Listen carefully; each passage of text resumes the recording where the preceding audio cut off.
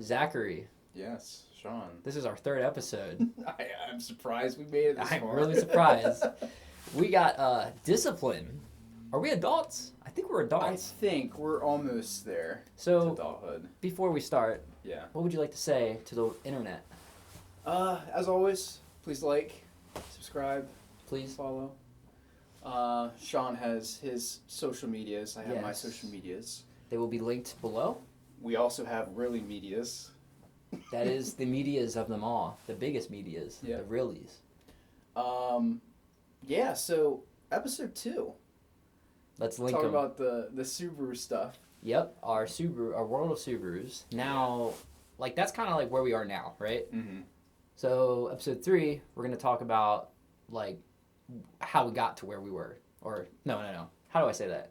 How we got to where we are now. Yes. That's what I'm trying to say. So a little bit of a blast to the past. Blast the past, yes. So I think we should start with you. yeah. So going back, I like cars. I kind of was set a little bit off, growing up. There's always a joke of like the dad like holding the flashlight, like hold it here. So growing up, I was like, I don't really care for cars too much. But fast forward when I was stationed in Vegas, got set up there. My very first car that I bought was it was a 2014 Volkswagen Jetta TDI. Woo-wee! So The 3 magic letters. yeah, the 3 magic letters. So a little bit of backstory. I lived on Nellis Air Force Base, but worked at Creech Air Force Base. Mm-hmm. So the distance between that is drive time was like an hour one way. Jeez. But probably ended up making it out to be like, let's see, maybe somewhere between 30 to 40 miles one way. Yeah, that's a lot. So, little baby airman, Mm-hmm. barely making anything, Yep. Not getting housing because I'm in the dorms and Yep. everything. I was really trying to be like strategic about this. Yes. I didn't want a clunker. Yep. As like a lot of people are like, oh, first car as an airman, get a clunker. Yeah. So I decided on this Volkswagen because some people were telling me like, oh, some of these sedan turbo diesels are reliable and you get like crazy good mileage. Yeah.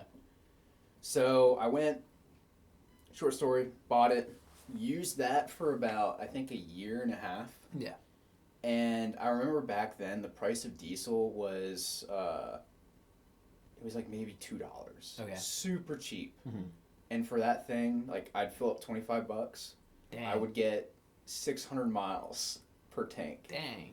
So I was. That's crazy how you get 600 miles of tank out of a Yeah. TDI, isn't it? Yeah. I wonder if they were up to something.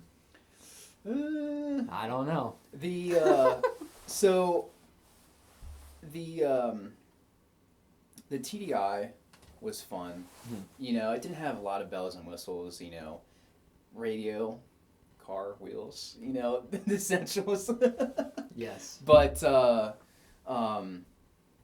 diesel was super cheap, and it was somewhat of a fun car. It was an automatic, so it was like their DSG. And it was still fun because it was like my first turbo car. And it was actually like super torquey. So I was like, oh, this is fun. A lot of people asked me for rides because out of everyone in the group, I was the one who got the most miles per gallon for the cheapest. Yeah. So I was basically kind of the chauffeur with that car. I liked it.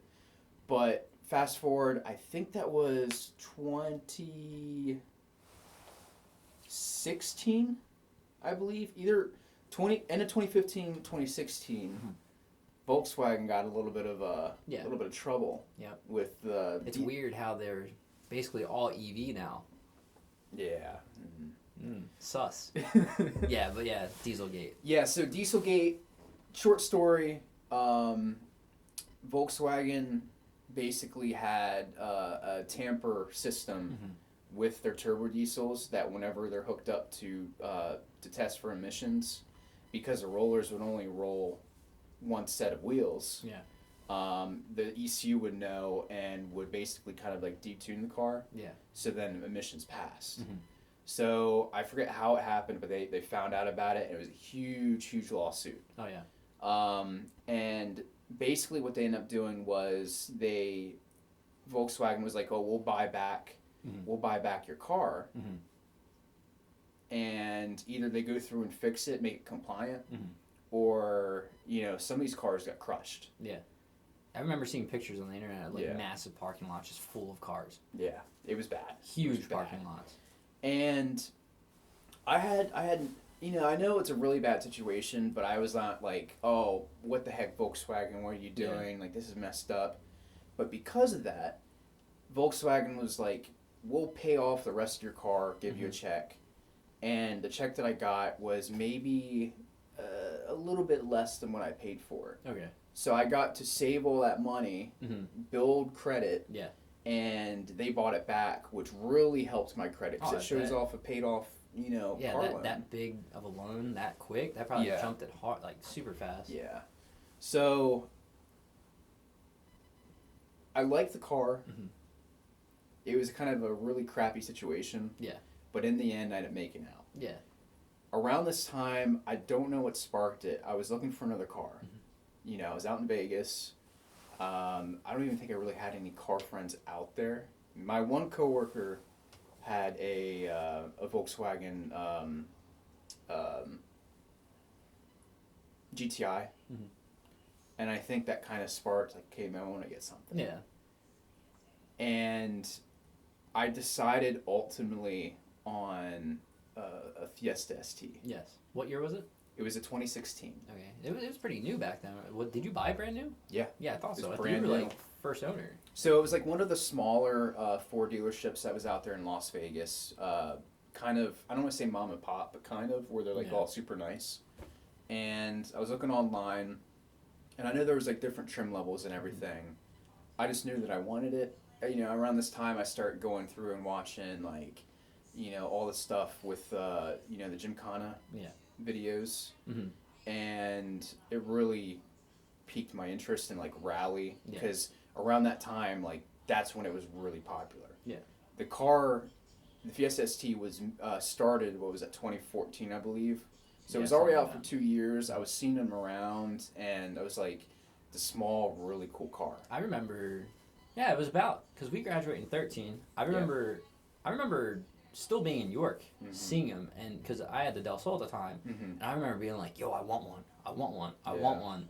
And I think I actually test drove one when I was like mad young. Or really? Yeah, I want to say I tried to test drive it or I did. I don't know, that was so long ago. I liked them, and I remember when you were getting it, I was like, dang, dude, that's sick. Like, I think around that time they didn't have too many of the dealerships. Yeah.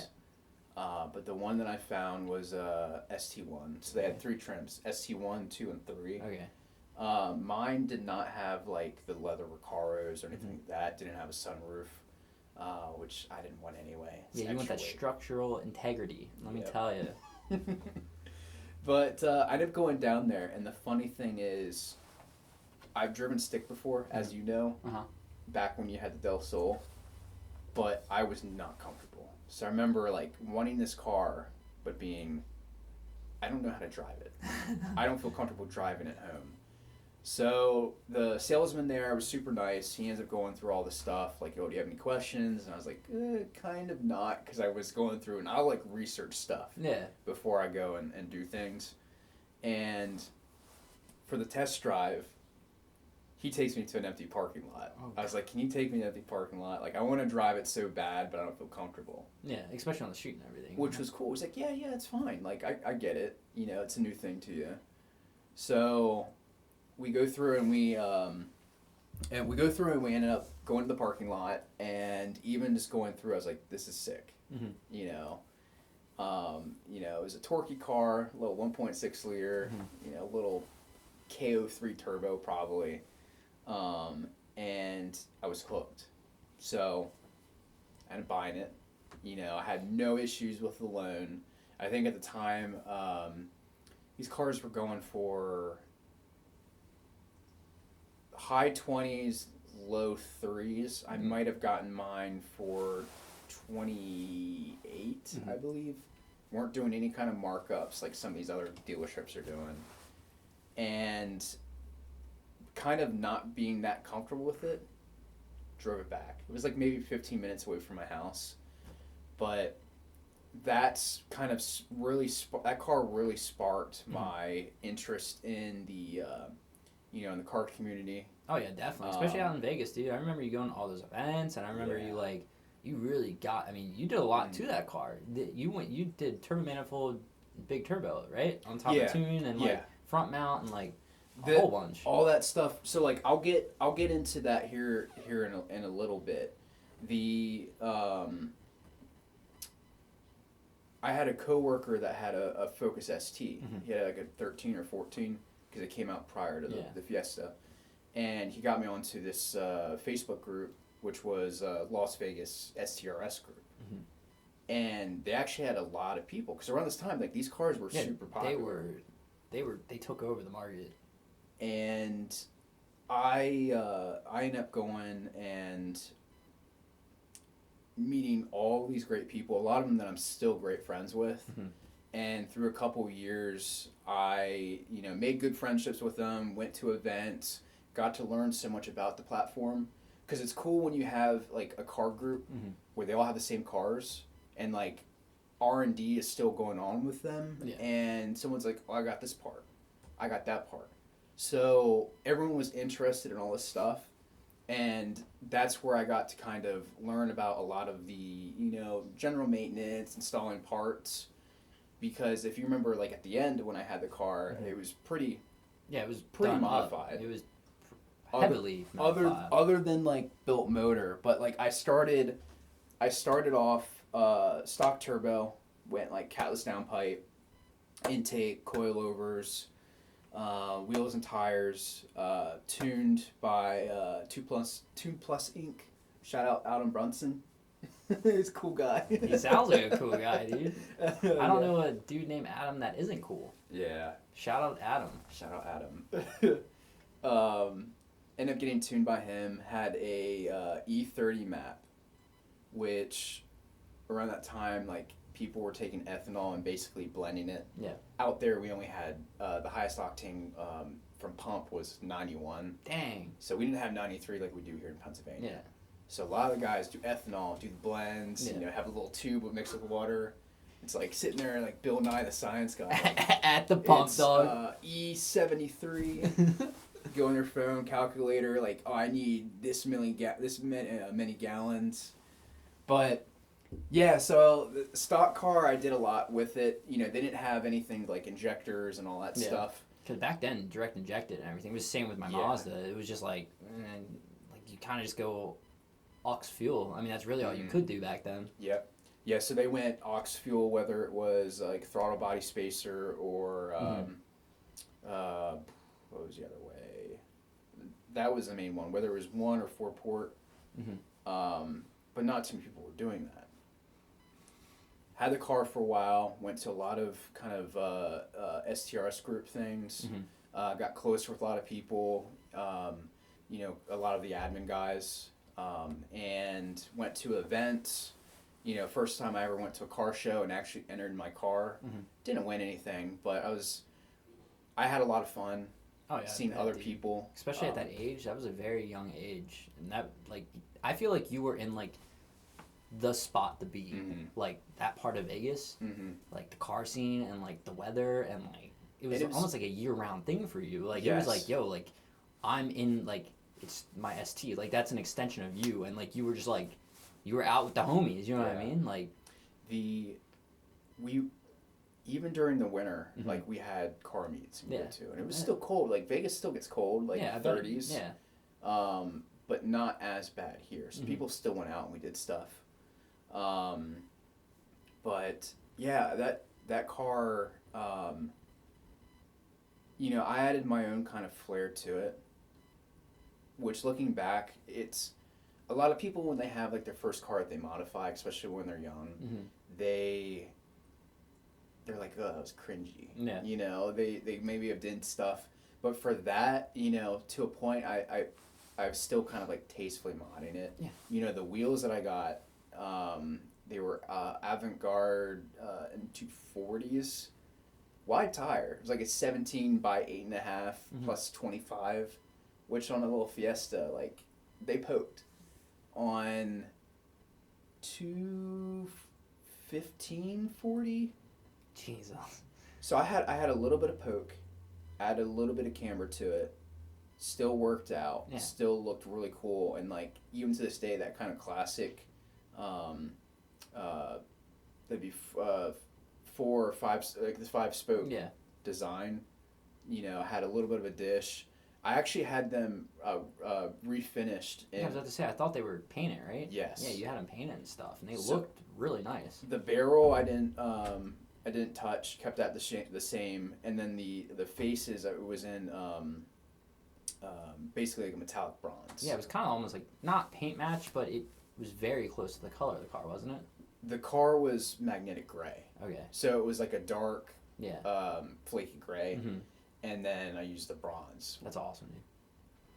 That color, I don't know why. That was for when I thought wheel color, especially with the gray. I was like, has to be like a flaky bronze.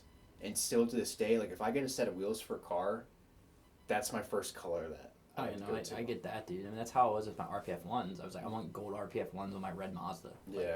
Like, I don't know, something about like gold or bronze or like a brownish, goldish color on top of like kind of like a bold color of the car. Like they pop. I mean, they like your eyes look at the car or your eyes look at the wheels. Like it's either one of the, you know. And it goes with a lot of the colors too, which is cool. Which I really like. And you know, I did other things. I don't know if you realize it. I had the basically the front bumper lip spoilers. Yeah. So they like 3M taped on. It gave it more of like a pronounced look. Trying to think what other stuff. You know, a bunch of kind of things that I did. You know, I had my thing with like stickers, and over time I'm like, I'm just gonna keep the Instagram sticker on, and like maybe the tuner sticker. So I went through that phase of like putting stickers on the windows, and I was like, don't worry, take that away. I did the same thing. I was very anti-sticker, always, and I kind of still am. I'm very anti-sticker on paint. It's something about just kind of like, ugh. Oh yeah. But at the same time, I had that hard banner, that big banner on my Mazda, and what I did, I found this guy on Instagram. He made custom stickers, and it was an Ed and Eddie set. And I had all 3 Eds up on this corner, and I had some like really weird like anime girls on this corner. On the banner? No, on the inside of the car. I was enjoying it. So yeah, it was a solid banner black sticker, and then on the inside I had all this stuff. Dude, I loved it. Oh my god. I never actually did that. I've seen that in a couple photos where people still have the banner, and then on the inside of the window they put all the stuff up. Like, that's cool. You know, it's something while you're driving, you're like, dude, I was enjoying it. I was like, yo, I got the Eds, and I got the anime girls over here. Like, I loved it. The, back to the, with the Fiesta. So, I was going to a lot of meets out in Vegas. I was meeting a lot of people. I was kind of figuring out what I liked in cars and in the tuner world, and like what I wanted to do to modify. Went through, like what you're saying, the big turbo phase, or big turbo. So for a little 1.6 liter, when you take a Garrett 2860R Gen 2, that's a relatively big turbo for a 1.6. For a 1.6, you can only put so much air in them cylinders, dude. And they were stout motors. I think a lot of people don't know this, but you know, they held up for a lot. It was really torque that killed them. And it wasn't until like they were like 400 plus torque, and there was kind of like, was it the motor that would give out, or like what would your trans, like your stock trans, because obviously like they don't really have like aftermarket transmissions for these front wheel drive cars, so the clutches, they would hold it, but the question is how long. So they wouldn't break immediately. I mean, obviously you're not launching it, that would be bad. You would like break an axle and stuff, but the clutches held, but it was like how long? So maybe time bomb, basically, for high torque. Yeah. Which was cool with the Garrett because it raised my peak horsepower up, but then the torque wasn't as peaky as it was with the stock turbo. Mm-hmm. Stock turbo hits hard, real high peak torque, Yeah. and then falls on its face. Yep. So that high torque at low RPM really will kill motors if you have some 16-year-old like going ripping. through. Yeah, it's ripping. And so that helped a little bit. You know, I still did the E30, 91. Never messed with aux fueling. Mm-hmm. But it was a good setup. Like for a car that weighed 2,700 pounds, I think on E30 I made like 315, 320 wheel, Mm-hmm. and I don't know torque, but probably That sounds healthy numbers though. yes. It sounds fun. So I know I made a lot of videos like going through. Hey Lily. I made a lot of videos going through with with my data logs or just doing that. Yeah. And that top end power for such a light car was awesome. Like I had a lot of fun going through and doing that. Mm-hmm. What else did I do? He says, What's up? Got a little Hey, bit of a what's your guest. favorite car? Okay, the Kitty Mobile. Sick. This is Lily Rose. Shout out Lily. Yeah. So the Fiesta was a lot of fun. I basically got to figure out what I liked in cars. Mm-hmm. It definitely was like your introduction, kind of. Yes. And like hard, like you physically doing it. Yeah. Yep. You know, I had a lot of my friends that helped me with some of the install stuff. Like when I did the turbo, like Mm-hmm. I had the Garrett turbo. I had a shop that basically was like, we have a lift and certain stuff, and if I have to weld anything, which it was like a ATP kit, so Okay. some slight Yeah. modification had to happen. Was it external wastegate or still internal? External. It was external? That's So it was like a janky external setup. So when I got the turbo, it was internally gated, Okay. just a normal wastegate. Yeah. So the shop that I went to, like welded the flange, sweet. Okay. and then I had the external wastegate. We had to like make our own dump tube, Yeah. which was like, looking back, it was like a shorty one. Normally how they go through is they go through the transmission tunnel and then go Yeah. down to the floor. No, mine was kind of, because I Did guess it open up? Did it exit into the bay? like the engine bay. Yeah. Or was it like right at the end, but Okay. probably like a little too close. a little sus? Yeah, Yikes. but it wasn't too bad. The reason for that was, I guess the piping that I got wasn't the kind where you can bend. Okay. It would have had to been pie cut. Okay. So he was just like, we're just gonna do a shorty one, cut it at an angle. It still shoots Mhm. down. Muffled it a little bit because obviously it was still kind of in like engine bay area, Yeah. rather than right off the ground where it can echo back. Mm-hmm. But still, you get loud, cool sound. Yeah. External wastegate. But I missed my external wastegate on the Mazda. God, it was so ignorant. I remember the first. Oh, I'll get to that later. But I even like I'm debating it with the Forester too. Oh, I down bet. the line. I bet it, dude. Yeah. It's something about external wastegate just really like. Tuners like it too. I've never heard a single person be like, ew, he has external wastegate. Like I don't. Yeah. Honestly, if that person exists, shun them. It's They're real- out. They're it's- not cool. It's normally someone that's externally gated, and then like 5 years down the line, they're like, I'm over it. It's too loud, and then they like switch back. But Dude, well, they suck. So that's a boring person. But yeah, I had a lot of people that helped me with that car, both, Instagram or in person, certain shops, tuners, a lot of people that I met, which I'm like really, really grateful for. I still talk to a lot of those people. Some of them I may have not even met in person. And I'm still cool with and follow them. So Mhm. if you were a part of like any like the Fiesta stuff, like my hat's off. That really helped me in like the the automotive world. I bet, dude. I bet it really got you because like you said earlier, it wasn't just a car; it was the community. Yeah. You know what I mean? And kind of really like built that bridge to where you are today. Yes. That gives you the confidence to go get the Forester, the Yeah. confidence to go get like what you're about to talk about, your Civic. Yeah. So. I'm trying to think if there's any like last minute stuff with the Fiesta, but it was a great car. Honestly, like, I would get one again. You know. Would you daily one? Like, just yeah. a completely stock Fiesta ST? A completely stock, still, like, exhaust, right? Like...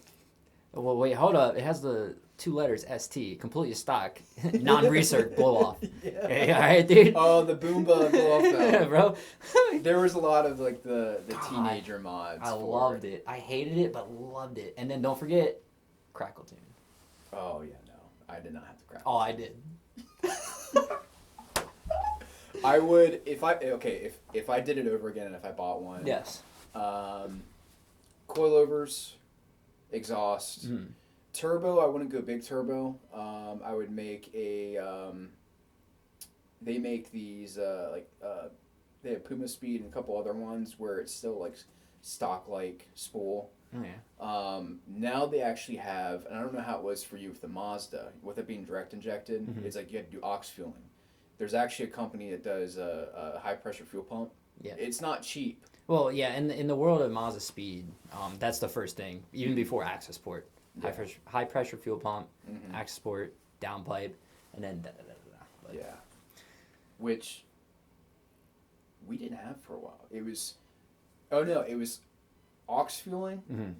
or it was meth injection. Okay. Which meth injection, like, it's probably the most beneficial, Mm-hmm. but it's also the sketchiest kind of setup. I never dug in, never even looked at the world of meth, but I can't remember if it was meth or E85. I want to say it was E85. You had to like really change your oil like a lot because it would create like moisture and like it would start mixing and then there goes your bearings. Yeah, which is kind of, especially like for the Subaru, the Subaru, I do oil changes every 3,000. Yeah. So if I run E on it, it's like every 1,500 miles doing oil change. Honestly, dude, I would too. Yeah, I mean at that point, like, I mean it's not your daily anymore, but no, I get it, dude. Yeah. So it's beneficial. It was weird with meth. The biggest thing with that is the charge air temps. Yeah. Get super low, and that's how tuners are able to do like crazy amount of why am I forgetting it? The timing. Mm-hmm. So they're able to advance timing so much where if that was on pump gas, even 93, like you would get detonation, it would blow up. Jeez. So that's why they're able to go through, and that's why people are making so much power on meth. Because even if it's a hot summer day, cool. Your intake temps are so low. All the temps are down. Oh dang, that's hardcore.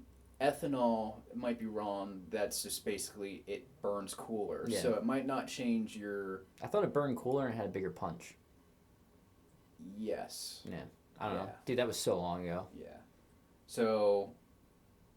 The scary thing with meth injection is, you'd have your tank, you'd have your pumps, you would have your injector, and you have mostly like it would be like AEM or whatever.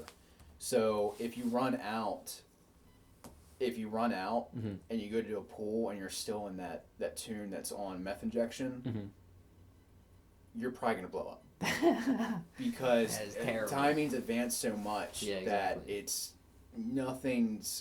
nothing's band-aiding the setup. It's just gonna explode. But I never dove into that. Yeah, neither did I. I was always scared. I wanted to make, for a while I was like, I want to make 350 in the Fiesta, and then I was like, after that, like, oh, would I make 400? It's addicting, dude. Yeah, it's addicting for a car that weighs 2,700 pounds. I get it. And steered like a go-kart. I would definitely get one again. Hardcore. That would be definitely a project kind of down the line. But so Zach, yeah. Do you want to dive into the car that replaced the Fiesta? Yeah. Because like I don't want to like spoil it, but from my perspective, like you enjoyed it. This car, you really enjoyed this car, but the one that we're about to talk about. Yeah, the one we're about to talk about, like you enjoyed it, but even like in the previous couple episodes that we mentioned it, you didn't have it didn't seem like it really like had that craziness to it. You were just like, it's cool, I like it. Yeah. Would you agree on that? Like that's how you felt, or? Yeah, I would definitely agree. Type R. The Civic Type R. What year Type R? It's 2020. 2020, and that was the car to freaking have, dude. Like, I remember when they dropped. Like, do you remember those markups? Oh yeah, they're still bad. Insane. And they're still bad. I don't know for how. The FL5. They're just nuts. Hardcore. So, I had made the decision. This was right before I left Vegas and left the military and moved back. I had the opportunity of getting into a 2020 Type R. The car really intrigued me. I was watching videos online, and everyone was like saying great things about the car. And I had the opportunity with a dealership that was in Louisiana that was actually selling them at MSRP. That's nuts. I don't know how you found that, but like, props to you, dude. I got it was a Facebook group, the Civic Type R owners or whatever, and this was right before the 2020s came out, like maybe a couple weeks, and people were asking like, "Hey, what dealerships?" Or, you know, "Oh, I paid five over, I paid 10 over California, 15 to 20 over." That's insane. Which is crazy. Yeah. And I basically ended up I got the information from a dealership because I made a post, and talked to the right person, and, you know, I was nice. I said, "Hey, here's my situation, like, I'm stationed out here, I'm in the military, and I really want to get into this car." And basically said, yeah, is like, we're a dealership, like, we don't like markups. We don't like doing that to people, and if anything, like, we'll set this up. So did everything online or through the mail, and basically secured a brand new 2020 Type R in Boost Blue, which was... Yeah, dude, that color was nuts. It popped, bro. Yes. Like, oh my God. I was hesitant because I was like, it's like baby blue, but I'm like, it's like, I liked it. I've never told you this, and this is the first time I ever mentioned this to you. So like, it was first. Yeah, right. So that color was so bold. Misty commented on it. She's like, "I want a car that color." Yeah. My wife, the person who like that doesn't even like look at cars, was like, "Bro, it hit her," and she was like, "I want a color like that." Like, yeah. She's like, "How do I do that?" I was like, "Oh God, wasn't expecting this." You're going through paint wrap. How to wrap a car, YouTube. Was that the? Are you talking about she had the Elantra? No, this is before the Elantra. I forget what she had. She's had a bunch of cars as well. I think I remember that because she really wanted one. There wasn't a lot, but a couple posts she actually liked that I put on Instagram. She liked that car, dude. She loved that color. It was a bold color. It was new for that model year. Yeah. And I was hearing all the great stuff about it. They ended up I paid to get it shipped from Louisiana to Vegas, which wasn't as expensive as you'd think. You'd think you'd be like $2-3 grand. Yeah, that's what I was thinking. It was like sub 1,000. What? Yeah. Dang. Maybe did they have connections, or did you set that up? They knew a company. Okay, so do you think that helped, or minor? Okay. It wasn't enclosed, which was sketchy. But even when it got to me, which I had it delivered at another Honda dealership out in Vegas, everything was good. Nice. So I go and get the car, and end up enjoying it for a while. I don't really do anything to the car, other than I think I got like a drop-in filter and smaller wheels. Because believe it or not, like, dude, they have big wheels. Yes. What, like 19s? Oh no! So believe it or not, the OEM Type R wheel is it's a 20-inch wheel. Jeez. On 30 sidewall. Jeez. So it was I believe it was a 245 30 20. Dang, dude. So, engineers and everything, they, for the most part, they know what they're doing. Turn-in and handling was very good with that on the track. But when you're driving the Type R on 20s on rubber band tires on the street, where most places have terrible potholes. Yeah, dude, I bet you're just waiting. You're just asking for trouble at that point. That same Facebook page that I was on, like, I was seeing post after post of, bent wheel, cracked wheel. I bet. like go 18s, go 19s, do something else, do a little bit thicker of a sidewall tire. So what wheel did you end up going with? I went with, I found on Marketplace a local guy in Vegas that had a Type R as well. He was selling Koenig ampliforms. Okay. So it was kind of away from that kind of classic spoke design that I liked. It was more on the sporty kind of multi-spoke. Okay. But the sporty. Yeah. And it was in a bronze. I don't know what Koenig calls it. Yeah. But they have like a darker. It was darker. Yeah. Which in my head when I saw like that color. Yeah. And with the boost blue, I was like, this is kind of a different color combination. But I'm like, it'll work and it'll look cool. Oh, I liked it. And to be honest, I think I was the first person, because it was a new color. Yeah. And with those wheels, I think I was the first person to put bronze wheels on the blue. On the boost blue. Hell yeah. And when I went through and did that, and like these were 18s, so I bumped up to like a 265, 35. Okay. I don't think I was a 40 sidewall, but handling was better. It was smoother. You were on stock suspension, right, at this time? Okay. Yeah, stock suspension. It didn't look like it, dude. It looked good on those wheels. I think the 265s definitely helped. Okay. Yeah. Other than that, I ended up doing a muffler delete. So with the Type R, if you don't know, it's that weird 3. Yeah. So the side 2 are mufflers, and then in the middle it's kind of resonator, but what apparently in high RPM it actually sucks in air, so it takes away drone. Oh, cool. So what I did was I kept that center one, but then deleted the 2. And then the car has 2 resonators. It has a small one and a large one. Yeah. I deleted the large resonator, kept the small one. Nice. So it was a real good sound for stock. What size motor did that have? It was it's a 2-liter. It's the K20C. K20C, and did they come turboed or no? Yes. They did. I thought they did.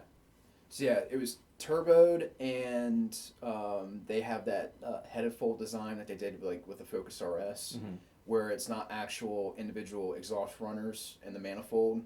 It's literally the block and where the turbo hooks up to. Yeah. Which I think that's like the biggest thing of why the Type R didn't sound as good as it could have been. Yeah. Because any car that has that set up, it's off. I know a lot of manufacturers like after like 2016 were like kind of transitioning to that, and those cars even out of stock, like the performance cars that had that, like they had like a pingy noise to it. I don't know how to explain it, but like for me, like I still enjoyed it, but I was just like kind of turned off by it. I was like, it sounds fake. It sounds like you're forcing like an exhaust noise, you know? Yeah, they did. I get why they did it with the Type R. Yeah. It was because of emissions. Okay. So they actually had a coolant going through the head to cool off the exhaust to keep emissions down. Oh yeah. And then also there might be other stuff, but for whatever reason, the Focus RS did it, Type R did it, and I'm not sure what other ones, but Genesis did as well. Really? I think so. I want to say Genesis did that. I could be completely wrong, but I've worked on a couple over the years. It was real weird, but it has a K20 turboed, or let me say, not to get mixed with the K20. Like the K20 that we all know. Yes. Yeah. So it's still a really good motor, but when people heard K20, they're like, romp on it, red line it. No, you can't do that with these. You know, they're still good, but they're not, rev limit all day, all night, Honda motors. Yeah. But yeah, I had that stuff. I owned the car for a while. I ended up doing like one autocross event out in Vegas, which I had a blast. Oh, I bet. Learned a lot from it. Sounds like a lot of fun. Ended up leaving the military and shipped the car once again when I came back, because Olivia and I actually drove from Vegas. I remember you guys driving. That sounded like a lot of fun. All the way over to Pennsylvania. Had the car shipped. the car ended up getting here in winter. Yeah. And my brother-in-law and my father-in-law ended up going to go pick it up when there was snow, like icy snow on the ground. Yep. I had 200 treadwear tires on the thing. That sounds sketch. It was a sled. Yeah, I bet. They said they only had to go like maybe a quarter of a mile to get to their place to keep the car until we actually arrived in Pennsylvania. But I remember my brother-in-law always tells me like, that was sketchy. I bet, dude. Sounds terrifying. But yeah, I ended up getting back to Pennsylvania, and it was my daily for a while. I was really put off the prices of parts. I think it was too expensive. I know the car, like, it's more, I don't want to say prestigious, because that... I mean, it comes with a title. It definitely does. Yeah. I mean, I don't want to put down the Fiesta at all. Like, I don't, because that car was killer. But, like, you got to think, like, it's the same thing with the Mazda. It was like, you know, you had a couple brands out there, and they were reasonably priced parts, but then, like, for example, now, like, let's say you hop into the Type R, and it's like, oh, wait a minute, blah, blah, blah, exhaust? Yeah, dude, that's going to, like, have a big penny behind it. And a lot of the exhausts were titanium because there was more of, like, there's JDM brands that were getting into it, and then also people are like, for these to sound good, like, they have to be titanium. His parts were too expensive. It sounds like it, especially for I hate to say it, but for just like turbo front wheel drive 4-cylinder, it's just like, like I don't know. And I could see why that would affect your want. You know what I mean? The drive and like the enjoyment out of it. This is where I found out that what kind of set me off from it. That same, like, the Honda community, at least for the Type Rs. Yeah. I did not like it all. Not like how I did with the Fiesta. The Type R community was either really cool, you're obvious, and I don't want to bash on them, but like kind of like immature. Okay. Or, you know, you have the guys that, you know, they were big, like, snobs and jerks. You know, a lot of these guys got into Type Rs. They're like, buy all the best parts, pay $2,000 for an exhaust, you know. For some metal pipes. Yeah. Oh, yikes. But the Lily's back. Dude, she's so cute. She's right underneath where the camera's at. She's actually show up. Not yet. But I just, to put it in short, I did not like the community. I bet. And especially coming from the Fiesta, like, yes, that would completely kill it for me too. And I found out with a car, don't get me wrong, it was an amazing car. Taking it on back roads here in Pennsylvania, I was so confident, you know, like, going through. I don't want to say it was effortless, but, you know, you start getting into that point where it's like, this thing handles so good. And I feel so confident going through turns and stuff. Yeah. You know, you could be on, like, a back road, and, like one night I was at, like, 60. Jeez. And it was kind of tight turns. Like, really getting, like, my heart pumping. Yeah. That's the only time, once I got used to the car and kind of the honeymoon phase stopped with the Type R, when I enjoyed it. And I'm like, that's a problem. It's a really good car. Didn't really like driving it in the winter because I'm like, you know. That was your daily at the time, too. Yes, yeah, so I mean, dude, I get it, bro. I mean, honestly, it just kind of sounds like you can appreciate it, but it's just not you. Like, you know what I mean? Like, it just wasn't you, and you were trying to find something like the Fiesta that was you. Yeah. And, like, now you're in the world of Subaru, which it sounds like you're pretty happy. Yes. And honestly, it sounds like that was the same thing for me. After my Mazda, after I sold that, I'm like, you know, I went off and I kind of, like, I was in Korea for a little bit, and, you know, I kind of, like, fell out of cars, and I was growing. I was, as an individual, I was growing up, and it was just like, like, you know, it's a little different now, you know, I have different perspectives and everything, and it's like, I'm a little older, and it's like, you know, like, well, what do I want? And then I you know, come home and everything, and I get it, dude. It's hard to find a good community. It's hard to find, and even, like, location, like, dude, honestly, you could have gotten another Fiesta here and probably have also hated it because the community could have just been completely crap. You know what I mean? Community, that background, that support network, like, you need it. You know what I mean? Especially now with the Fiesta, if I did get back into it now, it's a lot of younger because, you know, Ford canned canned that car, and now the people who own it are they're like 16-year-olds because they can afford it. And I don't bash them on anything, but they're still doing that maturing. Yeah. You know, as for me, you know, almost 30 years old, you know, I grew out of that. I'm kind of like, you know. No, I get it, dude. I get it. But yeah, I learned a lot from the Type R. I had a lot of fun. Thought parts were way too expensive. Still think parts were way too expensive for it. But I had the opportunity to sell it back, and it was either Carvana or one of those car resellers, because I got an MSRP, and with the car market slowly starting to come up, actually ended up making more than what I paid for. That's incredible. So MSRP was like right under 38. Yeah. It was like 37.7 or 8 or something like that. And I think I made 42, 43. That's hardcore. With like 11,000 miles. And that was a time, I know I went over it with the last episode. That's when I got the Forester. And, you know, I said, like, I didn't regret it. I got into the Forester, and it was like a raw driving car. You know, it was, even if I'm, you know, like I said, going down the road 15 miles an hour, like the Forester was fun. Yeah. If I'm going down the road 15, 25 miles an hour in the Type R, I'm driving a Civic, you know, with just tighter steering and tighter suspension. And I enjoyed driving it. I just don't think that's a car that I would own unless it was like dedicated like track car, where even at like a stock form, I would enjoy and trust and everything like that. But yeah.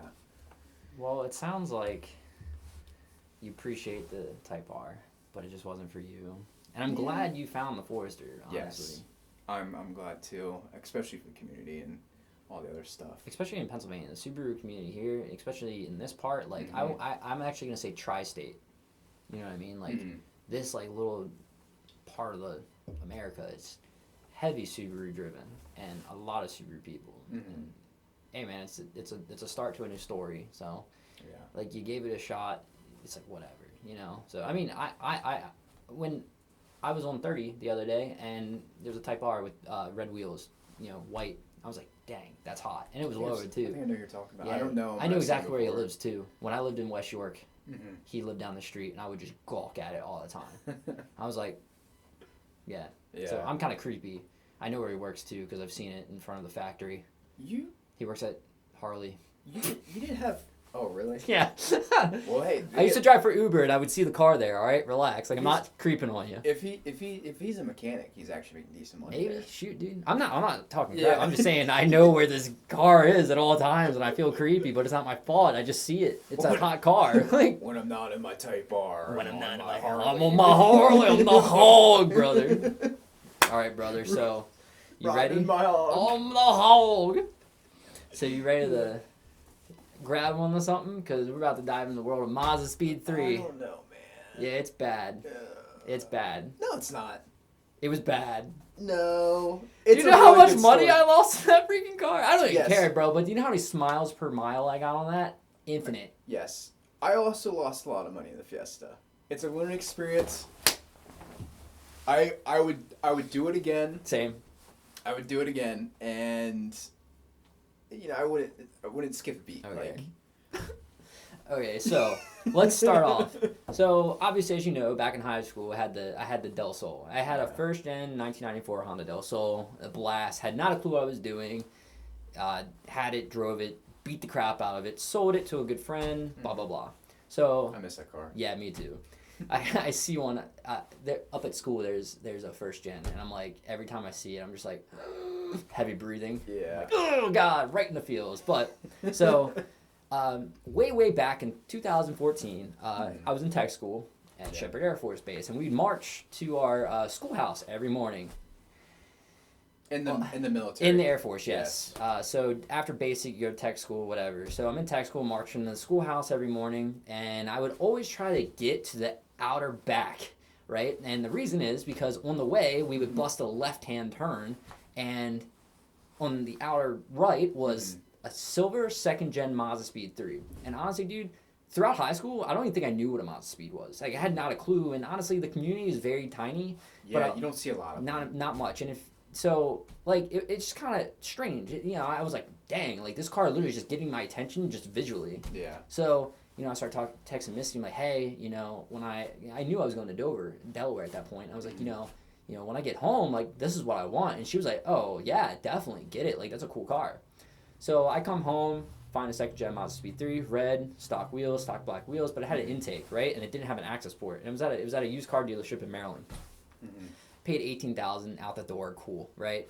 So first big boy car, driving around, check engine light, like that day, and I'm like, oh my god, what? Well, it's because obviously stock intake, dude, that ECU was so picky. So is it? So I know, like the Fiesta or the Type R, put an intake and it'd be fine, like it would scale for it. Subaru, no, you can't do anything. Anything that messes with the math. Instant tune, right? So, because it's same. Dude, Mazdaspeed was like so sensitive. That was a 2.5. 2.3. 2.3, sorry. Yeah, 2.3 front wheel drive. So, you know, I'm driving it, and I'm literally in Delaware at this point. I'm like, hey, car dealership, there's a freaking check engine light. I take it back, and they're like, yeah, so it's this intake. We can put a stock intake on. And I was like, whoa, no. So, end up getting an access port. And that was just like, that was the start. That's where I just started bleeding money. So access port, high pressure fuel pump, which probably already had at that point, honestly, but I was so early on, I didn't know what I was looking at. How many miles did it have when you got it? When I got it, it was like 40.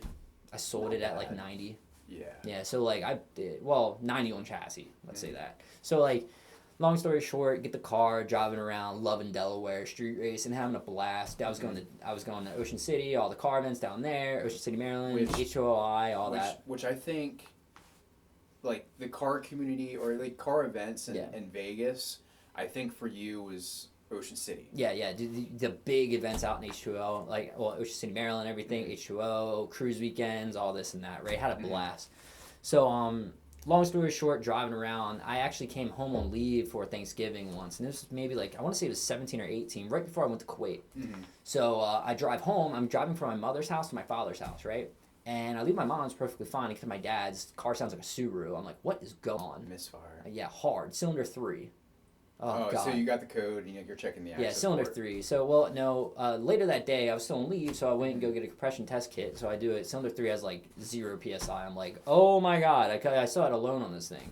What was like your other cylinders? They were all good. I think they were like 125, 130, 150. It was whatever like the healthy range was. But so OEM manifold, OEM intake manifold was just like crappy on airflow, and cylinder 3 just got like shoved all the time. Is that so, you know, like for other cars, they always have like their like prone cylinders that go out. Cylinder 3. Yeah. Okay. Yep. So that happens, and I literally popped orders to Kuwait. So I'm like, oh my God, what's going on? So I didn't really dig all that much into it. So I stopped driving it. I had the Subaru at the time, my first Legacy. I'm driving that around, having a good time.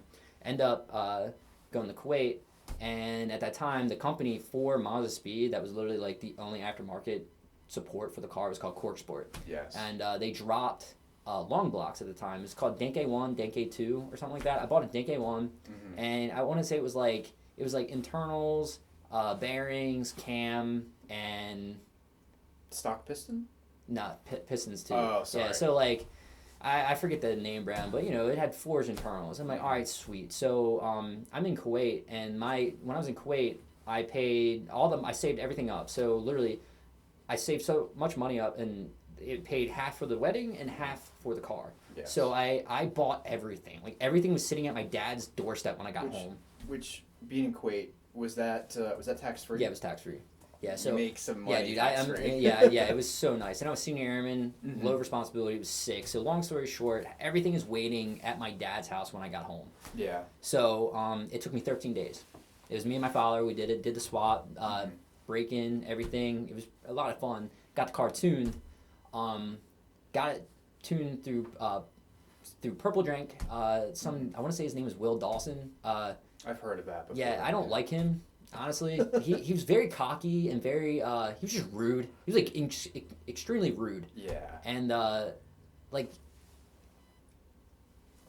screw you, Will. You suck. You know what? I don't like you. So Adam had a reputation that if you were dumb going through with emails and with tuning, he would call you out. Well, I mean, that makes sense, right? Yeah. But, like, if I'm coming to you and we're doing street tunes, right? Like, it's street tunes. Like, I'm in the passenger seat with you. Yeah. You don't got to be mean. So, he just had attitude, right? So this was in person? Yeah, it was in person. Oh, I did not know that. Yeah, he sucked. Yeah. So, but anyways, street tune, you got my money. Thanks, bro. Appreciate it. So, street tune, whatever. It's not like a week or two passes and the motor starts knocking. I'm like, oh my God. I'm like, what is going on? So, how many miles did you have? Bro, it was just broken in.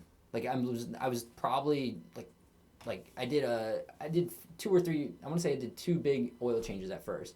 Starts knocking. I'm like, oh my God. So I called CoreSport because they gave you like a warranty window, but it was already out because I was in Kuwait for like 6 months. That's true. So they were like super cool though. Yo, shout out CoreSport. I freaking love that company. I hope they're still around. I haven't kept up with them, but Mazdaspeed community just completely fizzled out and it sucks now.